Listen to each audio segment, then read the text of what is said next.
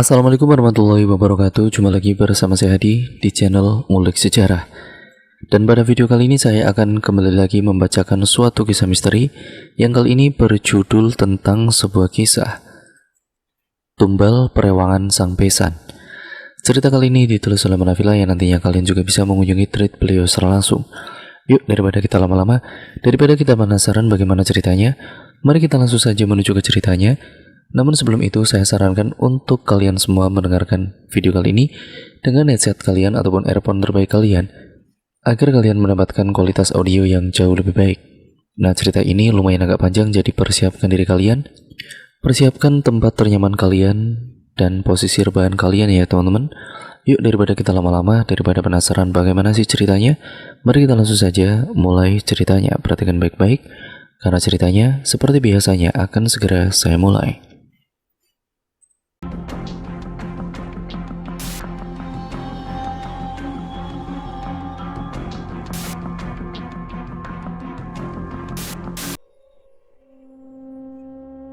Berkali-kali telingaku terasa panas karena mendengar olok-olok tetangga pada Astuti putriku.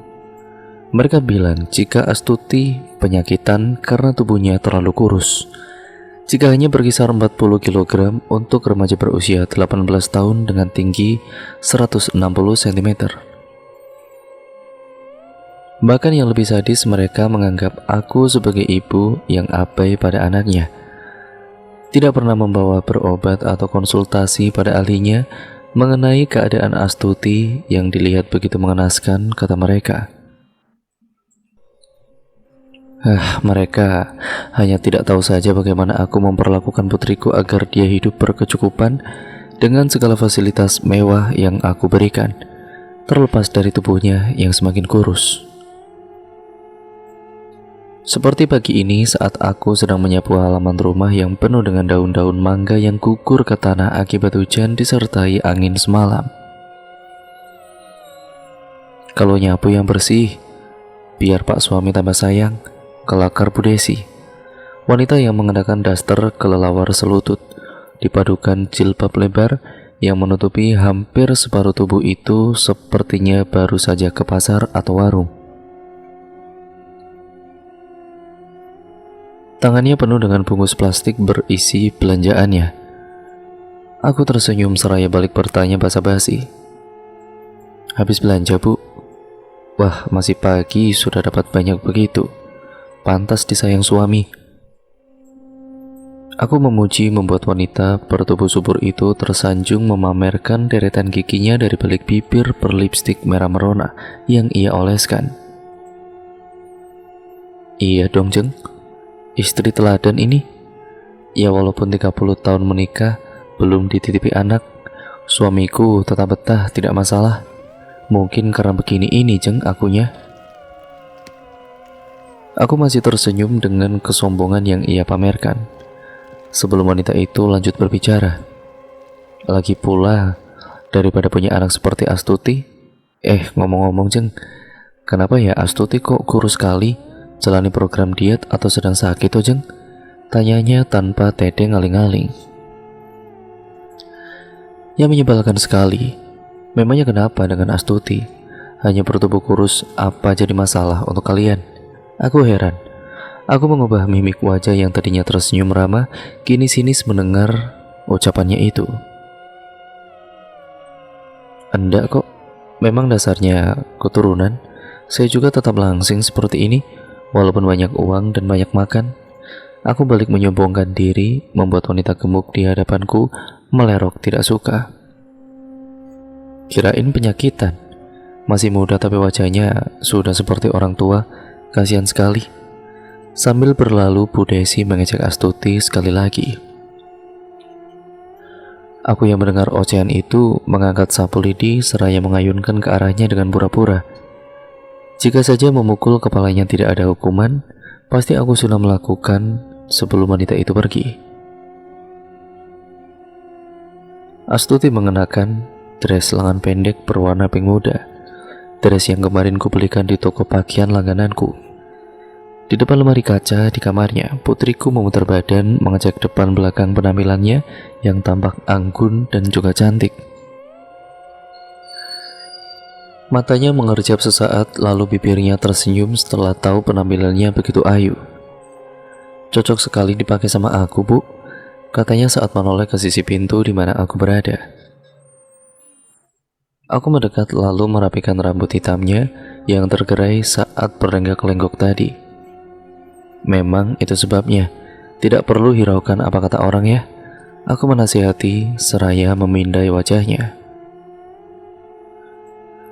Gadisku ini pasti sudah sering mendengar omongan-omongan pedas tentang dirinya di luar sana. Astuti cemberut, mungkin saja ia ingat salah satu omongan manusia laknat itu. "Loh, baru ibu ingatkan sudah cemberut lagi?" ucapku. Astuti mengangkat wajahnya, lalu segera tersenyum kembali seraya mengangguk menyetujui nasihatku. Contoh kebahagiaan seperti itu yang sering kuberikan pada Astuti. Tentu sebagai orang tua, aku menyayangi sekaligus ingin dia hidup dalam kenyamanan. Namun, terkadang aku bertanya pada diri sendiri, mengapa hanya Astuti yang kuperlakukan seperti ini setelah kedua putriku yang lain lebih dulu pergi? Lagi-lagi karena alasan sialan itu, kemiskinan. Ya, hidup kekurangan membuatku tidak mampu membahagiakan mereka berdua.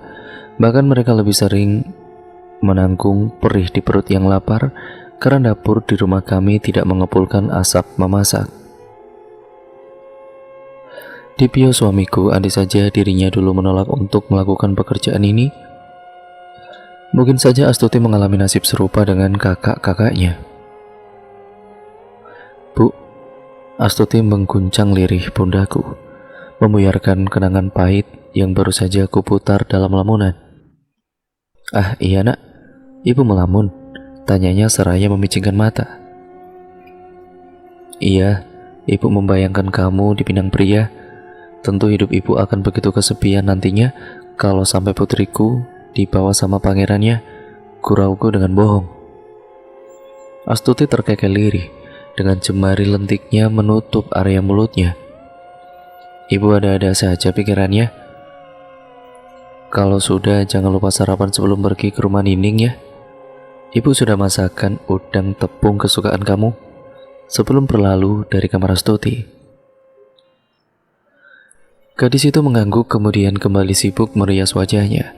Pukul 8:30 malam, dua anak kecil berlari ke sana kemari di pojok ruangan yang sebagian sisanya tidak terjamah cahaya, mengikuti mainan yang sengaja tersedia di ruang temaram ini. Disinilah tempat kerjaku bersama Dipio. Walau tanpa suara, aku tahu jika mereka bahagia di rumah ini. Rumah yang kubangun jauh lebih baik dari gubuk reot peninggalan orang tua dahulu. Meski di tanah yang sama, atas hasil jeripaya berdua dengan Dipio. Tentu semua ini dari bantuan mereka juga, dua anak kecil yang kuambil dari kakek buyut sebelum kematian beliau. Warisan katanya. Aku menyeringai sebelum akhirnya melepaskan tawa yang keras, bangga dengan pencapaianku selama ini. Sementara dua anak kecil di pojok sana seakan-akan tidak peduli. Mereka terus bermain dan hanya akan menatapku jika kehausan. Setidaknya, untuk waktu yang lama, aku tidak khawatir. Sebab sebelum Astuti bangun pagi tadi, semalam mereka berdua sudah meneguk minumannya sampai puas. Kalau tidak, maka dengan terpaksa, aku sendiri yang akan memberi mereka minum sebelum kupaksa bekerja malam ini. "Munah, beri aku uang." Suara Dipio muncul setelah kepalanya menyembul dari pintu ruang kerja ini. Aku terkesiap. Hampir saja badanku terjungkal ke belakang jika kursi yang kududuki tanpa penyangga. Mengagetkan saja lelaki tua itu.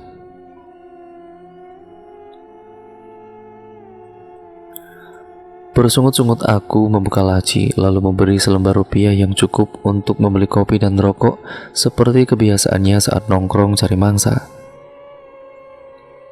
Melihat dua anak kecil di pojok sana, Dipio menghampiri. Sesekali mulutnya komat-kamit entah bicara apa pada mereka. Tidak beberapa lama dua anak kecil itu mengangguk kemudian bangkit berjalan dalam gandengan masing-masing tangan Dipio. malam ini ke toko si Cici lagi ya? Pintaku sebelum lelaki itu lenyap dari pandangan bersama kedua bocah itu. Tanpa jawaban, Dipio berlalu mengabaikanku. Seperti sudah paham apa tugasnya selama mengajak mereka pergi. Aku terbangun tepat pukul 4 dini hari, memastikan bahwa Dipio dan dua rewanganku sudah kembali. Tetapi kali ini aku harus menerka-nerka kemana mereka bekerja. Sementara subuh hampir saja tiba dan mereka belum juga muncul batang hidungnya. Baru saja aku bangkit duduk di tepi ranjang, aku mencari di luar kamar. Suara pintu terbuka berderit pelan. Aku melihat Dipio masuk seraya merogoh saku celana, hendak memberi hasil kerjaannya padaku malam ini. Tumben jam segini baru balik? Tanyaku dengan suara serak. Dipio diam kemudian melempar dengan bangga lembaran-lembaran merah yang keluar dari sakunya ke atas kasur. Mataku berbinar-binar seketika, dan dengan segera meraup kertas bernilai itu dengan perasaan bahagia luar biasa. Banyak sekali ini pak, ucapku dengan bibir tersenyum lebar. Ia tahu sendiri, mereka ambilnya sedikit-sedikit, jadi aku harus mencari ke beberapa tempat sampai hampir subuh begini, rutuk lelaki itu. Aku mencepik, tidak peduli dengan keluhan Dipio yang tubuhnya kelelahan. Itu bagus, artinya Dipio menemukan tempat baru untuk berburu rupiah di hari-hari berikutnya. Setelah sibuk dengan tumpukan uang di lemari, aku gegas pergi keluar kamar. Membuka pintu ruang kerja, dengan pandangan meneliti ke seluruh sisi tempat untuk menemukan dua bocah itu. Mereka harus segera kuberi minum sebelum Astuti bangun. Sayangnya saat aku menemukan mereka dan hendak membawa dua bocah yang kini sudah meneteskan liur begitu parah, azan subuh berkumandang.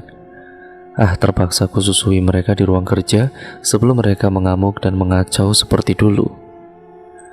Ya, awal kerja samaku dengan mereka tidak berjalan baik. Aku sempat mengalami luka sekujur badan akibat amukan dari dua makhluk menjijikan ini karena tidak tahu jika mereka harus diberi minum setidaknya sekali dalam sehari. Kalau tidak, aku yang menanggung akibatnya sendiri. Dipio, lelaki itu hanya prihatin mengurusku, sedangkan Astuti taunya aku sakit karena kelelahan. Benar-benar repot. Tetapi sekarang, setelah aku mengerti kebiasaan mereka, aku hanya perlu Astuti untuk bergantian denganku, meski tanpa sepengetahuan gadis itu, jika aku sedang kelelahan. Hanya saja itu tidak bisa aku lakukan pada anakku jika subuh sudah tiba. Astuti tentu saja bangun untuk melakukan ibadahnya. Jangan menganggapku tega pada putri yang tinggal semata wayang. Ini semua karena syarat yang mengikat. Dua rewang dari bangsa lain yang kumiliki ini tidak mau minum jika bukan darah dari keturunanku. Pantangan, jika bisa tentu sudah kulakukan pada tetangga-tetanggaku yang subur badannya agar rewanganku ini puas meneguk minumannya dan giat bekerja. Membayangkan itu aku terkekek sendiri. Sementara dua bocah di pangkuanku menatap dengan seringai mengerikan tanpa melepas minuman masing-masing. Seperti biasanya, Astuti menghampiriku di dapur setelah sholat subuh. Gadis itu ingin membantu aktivitasku, meski hanya sekedar memotong bawang dan sayur-sayur sembari mengobrol denganku. Pukul 3:30 sore, ibu-ibu PKK sudah mulai datang. Riuh suaranya sudah bisa kudengar meski aku ada di dapur bersama Astuti. Ibu sebaiknya keluar dan menyebut tamu ya. Ini biar Astuti saja yang kerjain, ujarnya seraya mengaduk teh yang tadi kami persiapkan. Iya, secepatnya aku keluar, memasang wajah menyenangkan agar tamu-tamuku ini tidak sungkan.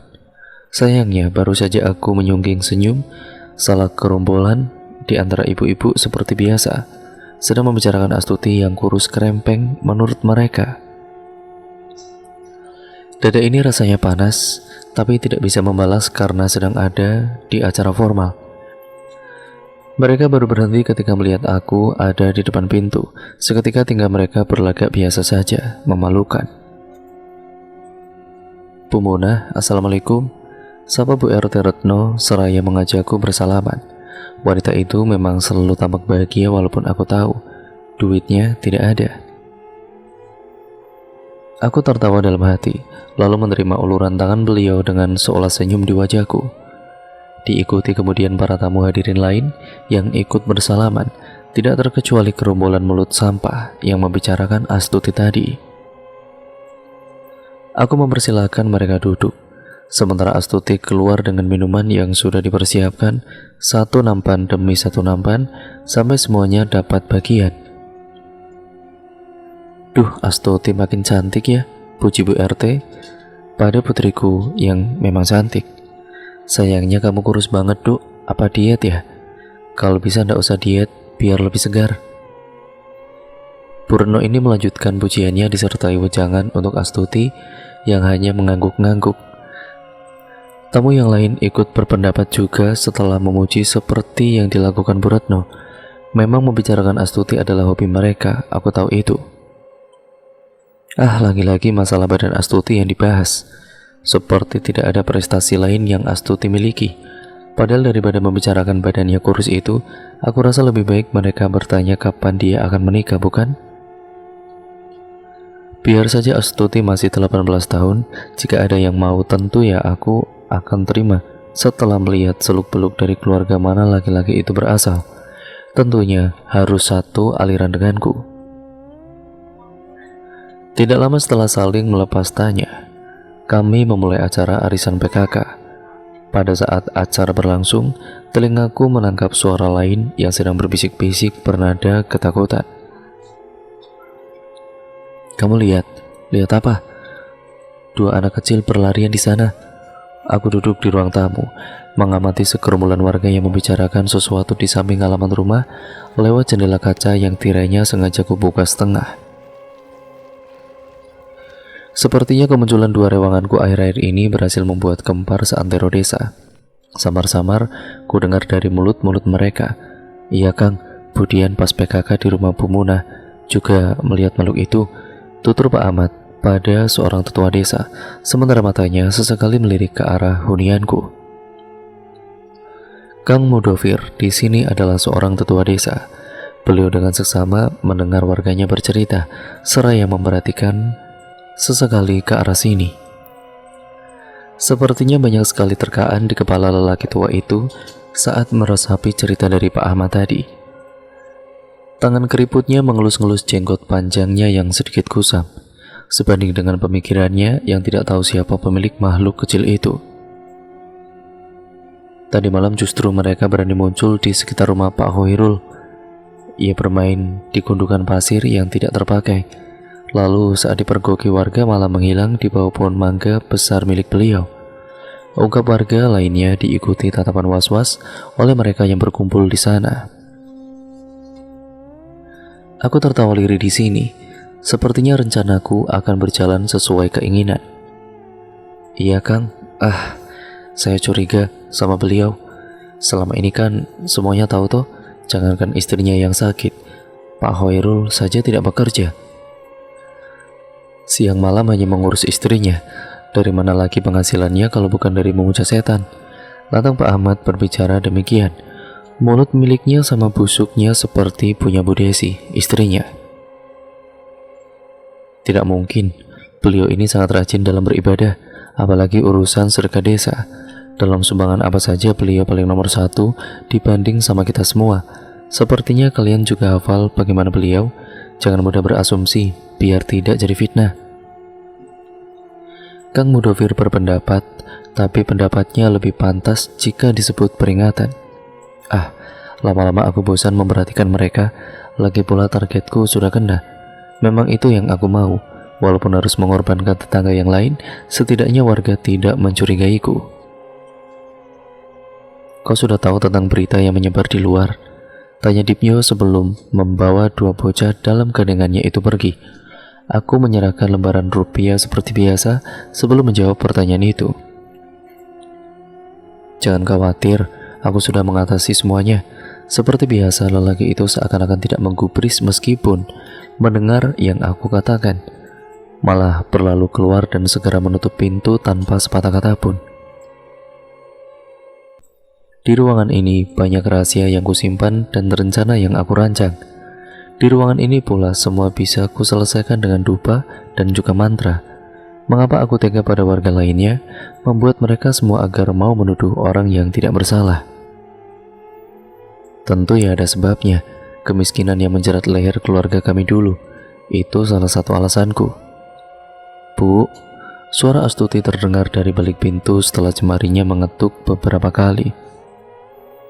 Iya nak, aku berseru agar ia tahu kalau aku merespon panggilannya barusan. Boleh aku ke rumah Bu Nining, Bu? Astuti bertanya dengan suara tidak kalah seru. Kulirik jam dinding menunjuk pukul 8:30. Waktu yang biasa Dipio gunakan untuk pergi bekerja. Aku beranjak dari kursi kuasa, lalu menghampiri Astuti yang masih berdiri dengan setia menunggu jawabanku. Ada perlu apa? Ini sudah malam, besok saja kalau tidak begitu penting. Sergaku setelah keluar dari ruangan kerja, membuat Astuti merengut mendengar jawaban itu. Aku lupa mengembalikan buku yang kemarin ku pinjam darinya, Bu. Takut ini terlalu penting. Astuti memberi alasan yang cukup masuk akal. Tuntunan sholat dan doa-doa harian itu yang aku baca dari sambul buku yang Astuti tenteng.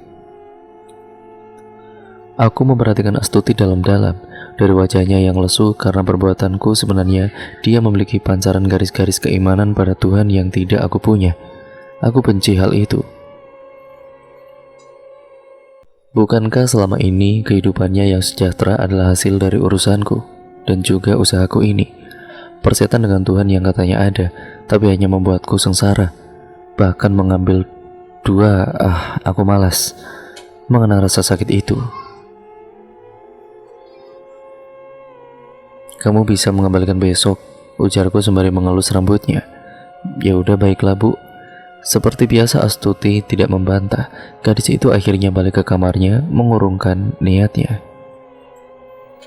Setelah gadis itu benar-benar masuk ke bilik, aku kembali ke ruang kerja, ruang yang hanya aku, Dipio, dan dua makhluk peliharaan kami saja yang boleh masuk ke situ.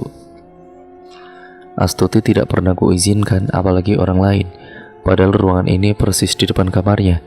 Hanya saja seperti yang kubilang, Astuti memang penurut.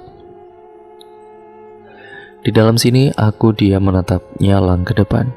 Dalam hati membaca mantra ditemani cahaya temaram agar Dipio dan ruanganku lancar dalam menjalankan aksinya. Tidak ada yang sia-sia selama ini, memang hasilnya luar biasa. Aku kaya raya dalam hanya sekejap mata berkat telaten mengurus mereka. Jangan bawa mereka masuk, biarkan bermain sejenak di rumah salah satu warga, kemudian suruh mereka pulang dengan cara menghilang. Laranganku ini dipatuhi oleh Dipio. Dia selalu pulang lebih dulu setiap pukul 3 pagi, atau ya 3 dini hari. Barulah kedua bocah itu tiba-tiba muncul di ruang kerja setelah aku menunggu beberapa menit. Bagus. Kali ini ibu akan memberi kalian minum sampai puas karena sudah menurut. Ku gandeng keduanya menuju kamar Astuti dengan senyum kemenangan, lalu membuka pelan-pelan kamarnya dengan kunci serep yang kusimpan tanpa sepengetahuan gadis itu. Di sana di atas pembaringan, kedua makhluk yang kini mulai mengeluarkan liur menjijikan dan taring tajam dengan segera menubruk tubuh Astuti yang sedang terbuai mimpi. Kampung kembali geger karena semakin banyak warga yang mengaku kehilangan uangnya secara misterius. Ada yang hilang di bawah tumpukan pakaian, di dalam celengan, sampai di dalam berangkas yang sudah diberi bawang aneka macam. Itu pun tetap saja hilang. Aku mendengar desas-desus itu saat pergi ke warung Pik Nani, penjual kelontong paling komplit di desa ini. Sampean harus hati-hati bener, Bi.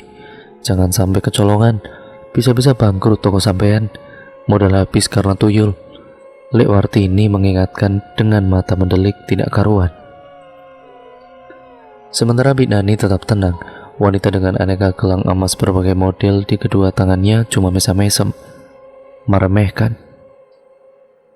Masa diambil 100-200 bangkrut, Bu? Ya saya anggap sedekah lah begitu, ucapnya sembari menyodorkan totalan belanjaanku. Lah, ini ada Bu Munah. Samban sudah pernah rumahnya disambangi tuyul-tuyul itu toh. Samban kehilangan berapa juta? Tanya Lewartini.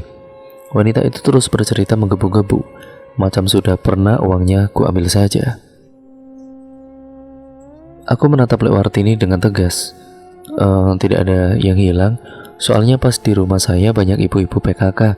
Ya bisa jadi mereka tidak ambil uang saya karena sudah ambil punya ibu-ibu yang hadir. Aku menjabarkan dengan jujur. Wajah Lewartini melongo mendapat jawabanku, seperti sedang merancang pertanyaan lain yang sekiranya bisa dikorek sebagai informasi untuk bergosip. Aku tidak peduli. Setelah membayar total belanjaan pada Pik Nani, aku permisi untuk pulang. Mona, sepertinya kita harus istirahat sejenak. Dipio mulai meletakkan pantatnya, duduk di sebelahku untuk membicarakan sesuatu yang sepertinya sangat penting. Lihat ini, pinta Dipio. Suamiku meringis seperti menahan nyeri seraya menyingkap kerah bajunya sampai ke dada. Ada memar tidak biasa di sana. Aku melihat itu dengan samar. Apa ini? Aku terperanjat segera menyingkap lebih lebar kerah bajunya agar tahu dengan jelas luka apa yang dia derita. Dipio menggeleng dengan ragu sebelum melanjutkan ceritanya. Semalam, salah satu dari bocah itu tertangkap warga yang ronda. Aku melihat Mudofir menyergapnya dengan sajadah. Untung saja bocah itu lolos. Tapi, saat Mudofir dengan asal mengayunkan sajadahnya ke udara, mencari keberadaan mereka yang tidak tampak, sabetan sajadah itu tepat mengenai dada salah satunya. Aku pun terpental. Ronda, sejak kapan diadakan ronda di lingkungan ini?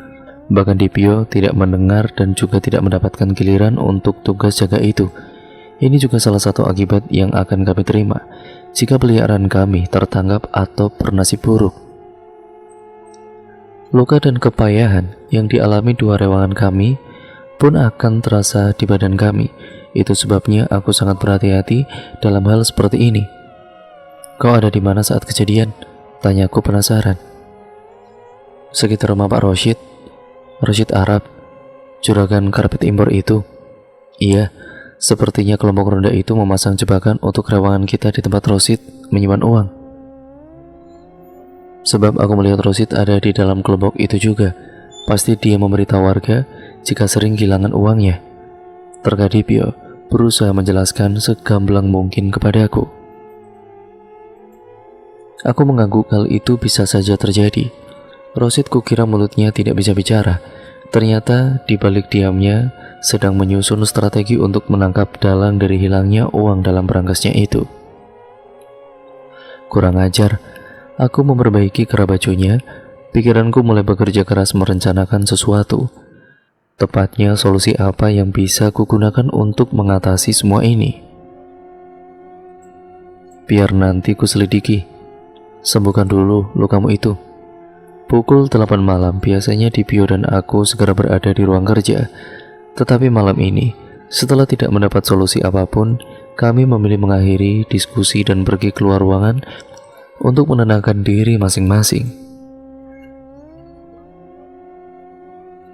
Dipio kemudian ke kamar untuk istirahat, sementara aku ke ruang tamu untuk membuang penatku, mengamati halaman depan lewat jendela seperti biasanya. Di luar hujan deras, rintiknya jatuh menetes ke batu-batu di luar rumah. Sayangnya ideku tidak sederas air di sana. Buntu pikiranku, tidak tahu harus menggunakan cara apa lagi untuk masalah yang ada sekarang ini. Baru saja tubuhku bangkit dari kursi hendak pergi ke kamar, aku melihat Astuti berjalan menghampiri dengan jemarinya yang saling meremas. Bu, Astuti boleh bicara. Gadis itu berdiri di hadapanku dengan tatapan ragu. Duduk, Duk. Aku kembali duduk seraya menepuk kursi di samping untuk Astuti. Setelah sedikit menggeser badan, begini, aku ingin belajar ngaji di rumah Nining, boleh Bu? Tanyanya setelah duduk di kursi. Belum selesai permasalahanku sendiri, ditambah lagi dengan keinginan Astuti yang aneh-aneh. Rasa pusing tambah berkali-kali lipat bersarang di kepala ini. Kenapa ndak Nining saja yang kesini? Aku memberinya saran. Ternyata saranku itu membuat wajah Astuti begitu berbinar. Boleh bu, diraihnya jemariku dengan tatapan antusias, membuat matanya yang cekung sedikit menyipit saking bahagianya. Aku mengangguk untuk meyakinkannya, lalu dengan segera Astuti memelukku sebagai rasa terima kasih. Setelah itu ia kembali ke kamarnya, meninggalkanku yang masih duduk di ruang tamu, membiarkannya berlalu. Berisalah rintik gerimis yang berisik.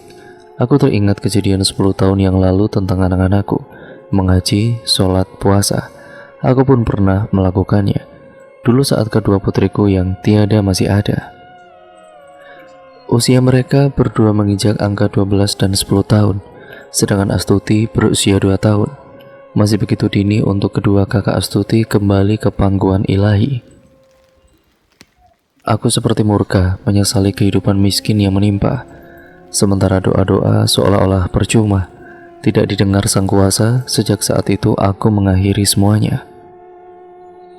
Pergi ke kakek buyut yang sejak lama memaksa agar aku mau memuja, menitipkan 2 rewangannya padaku agar beliau bisa pulang dengan tenang. Awalnya kami ragu, tidak mau. Kau senang dengan ejekan orang lain mengenai kemiskinanmu itu, Munah. Keluargamu kelaparan, tetapi mana yang betul-betul peduli padamu? Aku hanya bisa menangis saat kakek buyutku berkata demikian. Aku dan Dipio sering ribut sekali. Ya karena frustasi tidak bisa memberi yang terbaik untuk keluarga. Diberikan jalan kakek buyutku untuk memuja pun, kami masih melempar salah. Bagaimana jika Astuti juga mati karena jadi tumbal? Atau aku, atau Dipio? Tetapi semua terpecahkan setelah kami memutuskan untuk kembali ke kakek buyut dan menanyakan semua kegundahan kami. Tidak ada yang akan mati. Kalian hanya perlu memberi mereka minum. Itu sudah cukup, ujar kakek buyut yang akhirnya mampu membuat kami mantap menerima keduanya menjadi bagian keluarga ini. Kini 16 tahun berlalu, kehidupanku sudah benar-benar berubah. Tentunya tanpa campur tangan Tuhan. Lalu apa ini? Astuti ingin belajar ngaji. Aku tersenyum tipis, mengakhiri lamunanku di ruang tamu, kemudian bangkit berdiri untuk pergi ke kamar menyusul Dipio. Ibu, sore setelah asar Nining mulai mengajariku mengaji di sini. Kata Nining, ibu juga boleh bergabung kalau mau belajar. Astuti melaporkan rencana belajar mengajinya saat kami sedang sarapan. Dipio yang mendengar keinginan Astuti hanya melirik sejenak lalu kembali sibuk dengan hidangan di piringnya. Tidak nak, ibu ada urusan sore nanti. Ya sebagai ganti jam kerja Dipio yang berantakan karena diincar warga, aku berniat keliling bersama 2 bocah itu sore ini.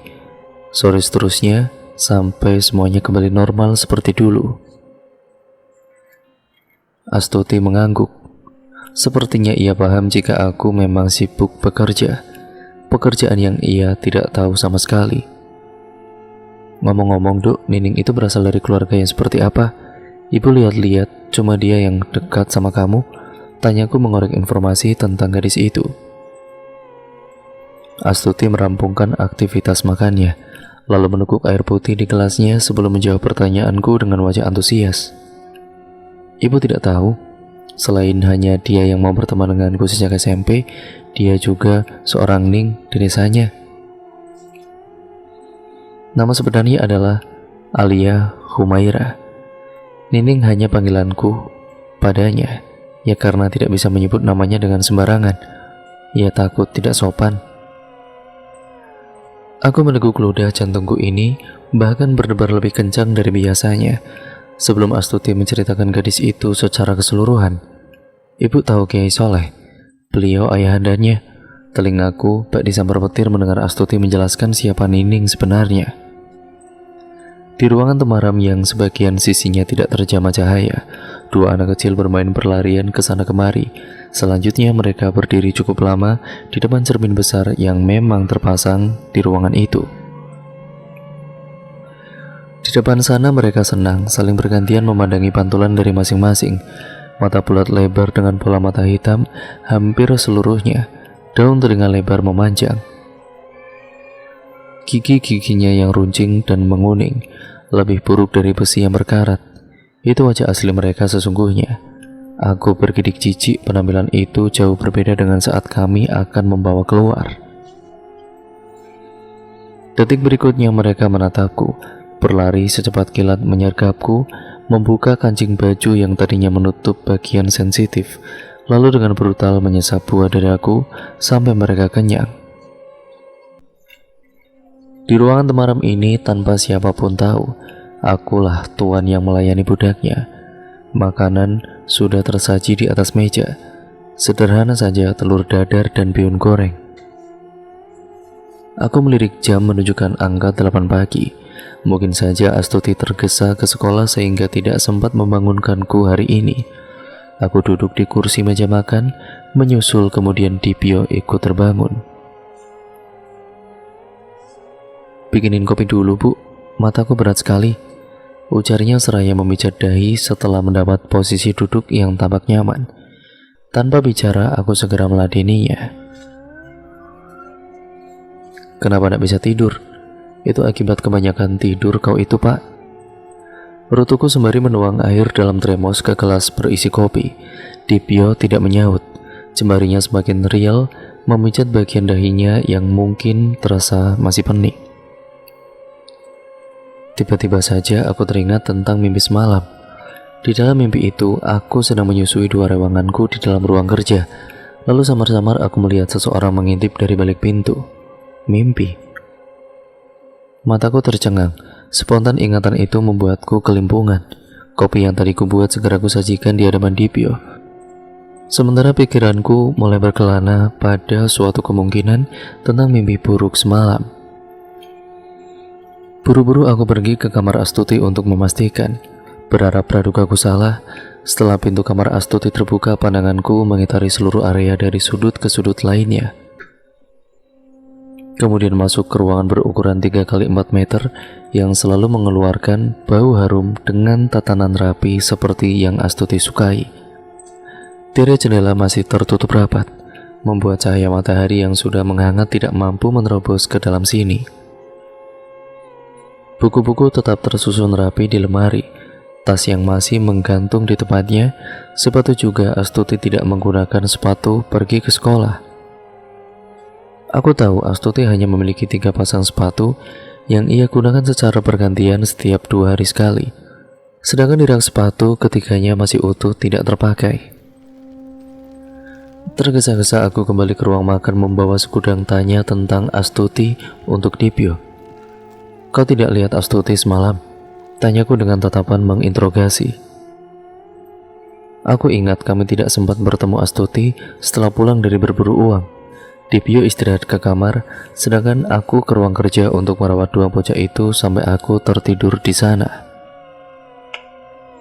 Dipio menggeleng, lalu memejamkan mata seperti berusaha memutar kembali ingatannya. Aku hanya terganggu dengan aktivitas Astuti semalam. Sepertinya ia bangun sekitar pukul 2 dini hari. Dari bunyi langkahnya, aku menebak Astuti sempat ke kamar mandi. Setelah itu, aku tidak mendengar adanya gerak apapun. Ya mungkin Astuti tidur lagi. Begitulah jawab Dipio. "Astuti tidak ke sekolah, Pak," ujarku berseru dengan panik. Dahi Dipio mengernyit. Mungkin heran tidak biasanya gadis itu pergi tanpa pamitan. Biasanya juga pamit kalau mau pergi. "Coba di halaman, siapa tahu lagi bersih-bersih di sana." Aku bergegas keluar rumah, lagi-lagi pandanganku menyapu sekeliling untuk mencari keberadaan Astuti.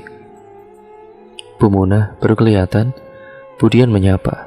Wanita itu tersenyum begitu ramah, aku sempat menoleh padanya sekilas tadi. Tetapi aku yang sedang panik tidak memperdulikannya dan langsung masuk kembali untuk melaporkan tidak adanya Astuti di luar rumah kepada Dipio. "Tidak ada, Pak." Aku semakin histeris. Dipio bangkit berdiri lalu pergi ke kamar Astuti untuk memeriksa sekali lagi. "Coba telepon ke sekolah, Bu, barangkali ada di sekolah." Dipio tidak kalah panik. Aku menurut pergi ke ruang tengah dan segera menekan nomor telepon sekolah Astuti. Selamat pagi, SMK Harapan Bangsa. Ada yang bisa saya bantu? Suara seseorang menyapa di ujung sana. Mohon maaf, apa bisa berbicara dengan siswi bernama Astuti Riani kelas 12B, jurusan Tata Boga? Saya ibunya. Pintaku mencoba tenang, sementara Dipio duduk memperhatikan menunggu kabar Astuti dari seseorang yang menjawab teleponku itu. Baik, tunggu sebentar ya ibu. Sambungan berubah hening. Mungkin saja telepon sedang beralih panggilan dihubungkan dengan kelas Astuti. Mohon maaf ibu, siswi dengan nama Astuti hari ini tidak masuk. Ada yang bisa kami bantu bu? Mendengar jawaban dari sana, sambungan telepon segera aku matikan tanpa sopan. Astuti tidak di sekolahan pak. Aku mengusap wajah dengan cemas, lalu berjalan mondar-mandir di depan Dipio mencari kemungkinan di mana Astuti saat ini. Tanpa pikir panjang lagi, semua harus kuselesaikan saat itu juga. Diikuti Dipio, aku memasuki ruang kerja. Seperti biasanya, keadaan pertama yang kami lihat adalah dua bocah yang sedang asik bermain. Aku mendekati mereka duduk menjejerkan tubuh dengan makhluk itu, lalu membisikkan sesuatu di telinga masing-masing. Temukan Astuti untuk kami. Ada tatapan bengis dari keduanya setelah tahu apa yang aku pinta. Tapi setelah itu mereka lenyap pergi melakukan tugasnya. Dalam ruang gelap berpadu bau dupa yang sangat pekat, nyala sebatang lilin menerangi sedikit tempat yang kududuk. Hanya dengan cara ini, aku bisa menemukan di mana keberadaan Astuti, dibantu kedua makhluk halus yang sudah lebih dulu pergi mencarinya. Mata ku tutup rapat, sedangkan mulut komat kamit merapal mantra. Pikiran konsentrasi dalam suasana teramat hening. Inilah waktu yang paling sempurna untuk melakukan ritual telepati dengan mereka. Muna, Astuti ada di sana. Mereka kompak menunjuk satu bangunan yang dikelilingi kabut tebal, kabut pelindung. Meskipun kedua bocah itu hanya mengeluarkan suara mirip cicitan tikus, tetapi aku bisa mengetahui itulah arti dari suaranya. Perlahan aku mulai berjalan mengendap-endap, sedangkan pandanganku tidak lepas memperhatikan bangunan luas yang benar-benar kokoh seseorang memagarinya. Samar-samar kini aku mulai mencoba membaca dalam hati tulisan yang terpampang pada gapura berwarna putih di atas pintu utama. Pondok pesantren Kiai Saleh. Aku menggeleng tidak yakin, benarkah di sana Astuti bersembunyi bersama anak Kiai itu? Assalamualaikum. Suara seorang laki-laki menyapa dari belakang. Aku merasa suara salam tadi begitu dekat, sehingga aku mematung dengan mata melirik kanan kiri untuk memastikan barangkali sapaan itu ditujukan untukku. Jikapun benar, aku tidak berniat menanggapi, sama sekali tidak. Assalamualaikum, Maimunah binti Duloh. Mendengar namaku disebut lengkap, aku menoleh seketika. Ada orang lain yang mampu melihat sukmaku selain kedua makhluk itu. Mata lelaki di hadapanku sekilas melirik dua bocah di genggaman tangan ini, lalu kembali menatap tegas padaku. Datanglah ke sini dengan cara baik-baik, tegasnya. Setelah meludah tidak sudi menurut, sebagai bentuk kemarahan aku mengumpat. Perintahnya tadi semacam, dialah manusia paling baik di muka bumi ini. Begitu kurang ajar kau sebagai manusia berilmu orang tua, kau sembunyikan putriku di sini. Lelaki tua dengan rambut hampir uban seluruhnya itu menggeleng. Dari matanya yang menyipit karena kulit yang mengendur, aku bisa mengira-ngira senjanya usia yang dia miliki. Diakah Kiai Saleh? Putrimu datang sendiri, dalihnya dengan senyum mengembang tenang. Aku yang terbakar amarah hanya bisa menatap lelaki tua itu dengan benci karena mulut ini seakan-akan terkunci. Sungkan melawan dalilnya meski rasa amarah sudah diubun-ubun. Datanglah ke sini besok secara baik-baik, bawa dua rewanganmu itu sebagai petunjuk jalan. Detik berikutnya lelaki itu tampak memutar butiran tasbih yang berada di antara jemari-jemarinya. Lalu dari sana muncul cahaya kecil yang berpendar membesar dan berganti dengan cahaya lilin yang meleleh hampir saja padam di hadapanku. Aku memekik tanpa melakukan mantra balik jiwa. Sukmaku mampu kembali ke raga hanya dengan satu centikan kuku dari lelaki tua itu. Mengetahui keberadaan di mana Astuti sekarang membuatku tidak bisa memejamkan mata. Sementara jam sudah menunjuk angka 1 dan aku harus ke tempat kiai itu besok dengan segera. Terlalu terburu-buru memang, tetapi ini tentang Astuti. Aku yakin jika ia sudah menyaksikan yang kulakukan dalam ruangan itu. Ya, kemarin malam di antara kantuk yang bergelayut, aku sempat menyaksikan sekilas mata seseorang membeliak di antara celah daun pintu yang terbuka sedikit. Sementara itu mulut sedikit ternganga, menggambarkan begitu ketakutan ia menyaksikan keadaan di sana. Seseorang di balik pintu itu Astuti, benarkah? Aku menggeleng gelisah, takut jika gadis itu membeberkan semua rahasia keluarga ini pada kiai tua itu ataupun pada si Nining. Tamat sudah riwayatku. Esok harinya dari jendela ruang tamu, aku melihat seseorang berjalan memasuki halaman rumah. Wanita gempal dengan lengan menenteng tas mahal. Siapa lagi kalau bukan Saroh? Mau apa dia datang ke sini? Aku merapikan rambut di depan cermin setelah menyesuaikan pakaian yang pantas untuk menjemput Astuti sebentar lagi. Tetapi Saroh malah berkunjung tidak tahu diri di waktu sepagi ini. Permisi.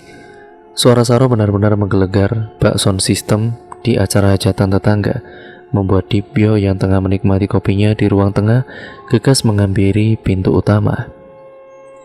Siapa sih pagi-pagi begini bertamu? Kita mau pergi juga, gerutu Dipyo dengan raut bersungut-sungut seraya melangkah cepat menyambangi pintu. Siapa, Pak? Sedikit berteriak aku pura-pura penasaran. Saroh, Bu, jawab Dipyo yang setelah itu seperti basa-basi mempersilakan tamunya untuk masuk dan duduk di ruang tamu. Selanjutnya dia kembali ke ruang tengah untuk menandaskan kopinya yang tinggal separuh kurang. Lagi ngapain, Munah? Aku datang membawa lamaran pernikahan anakku, Dayat untuk Astuti, teriak Saroh sembari mendaratkan pantatnya di kursi busa rumahku. Jangan gegabah kau ini, aku lagi ada masalah, ucapku setelah keluar dari pintu ruang tengah menemuinya. Masalah apa? Tanyanya dengan raut ingin tahu. Kau pulang dulu lah, besok kesini lagi. Ku pastikan Astuti mau menerima anakmu itu, pintaku. Lagi pula kau datang pagi sekali. Teleponlah dulu lah kalau begitu, gerutuku. Saroh tertawa kemudian mengeluarkan ponsel dari dalam tas mahalnya. Beri aku nomor teleponmu. Setelah menyelesaikan pertemuan dengan Saroh yang kurang kerjaan itu, kami berangkat mencari Astuti, tentu dengan dua rewanganku yang setia menjadi petunjuk jalannya. Sebenarnya nama Kiai Saleh begitu terkenal di kalangan masyarakat. Tetapi bagi keluargaku yang tidak sama sekali ingin tahu ajaran-ajaran Tuhan, mengenalnya bukanlah sesuatu yang penting, terkecuali Astuti.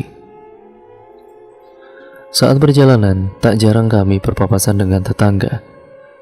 Ia tahu kami hanya jalan berdua, tak jarang mereka menanyai keberadaan Astuti yang memang sudah 2 hari ini tidak keluar rumah.